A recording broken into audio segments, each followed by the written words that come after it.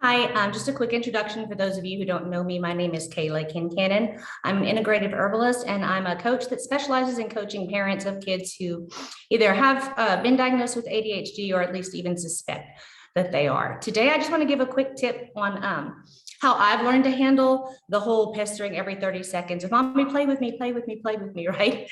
So if you live with a kid that has ADHD, I'm sure you've recognized what's been termed as time blindness.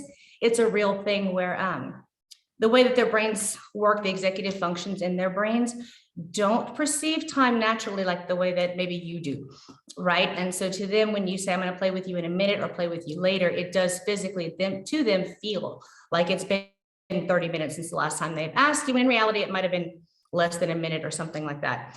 And so what I do to try to stop the pestering, and then like my frustration, my aggravation with it is utilize my clock all the time, right?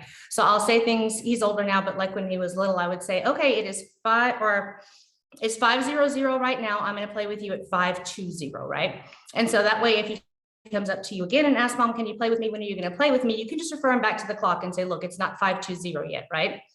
The trick with this though, is that you've got to honor your commitment. So if you say 5:20, we're going to play, you need to get up and play at 5:20. Over time, you're going to notice that not only is this going to build trust that you follow through with what you say, but you're going to start noticing that they become just a little more aware and aware of their environment. And so rather than Mom, play with me, it'll be Mom, when you're done, can you play with me? And it's just subtle things that change over time, and just kind of make your life easier and not so many aggravations of please just leave me alone, let me finish. I've got this work to do, or I'm cooking dinner or whatever I'm doing. So that's just a tip for me. Use your clock all the time. Like I said, the trick is you've got to follow through on your end. And once you start building that trust, and the predictability comes into play, and then they'll start becoming more aware of the environment. Even if they can't perceive the time, they'll start paying attention to what you're doing.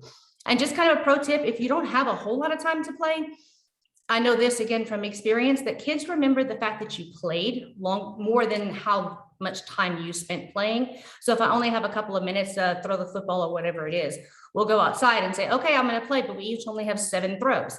And so we count back and forth, 1, 2, 3, 4, 5, 6, 7. It sets a boundary. And then at the end of everybody getting 7 throws, we go back in the house.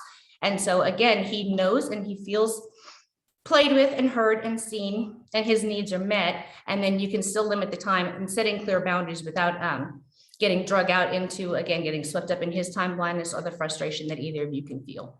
So I hope this information is helpful. If it is, just please like and share it. You can follow me on social media, Instagram and Facebook.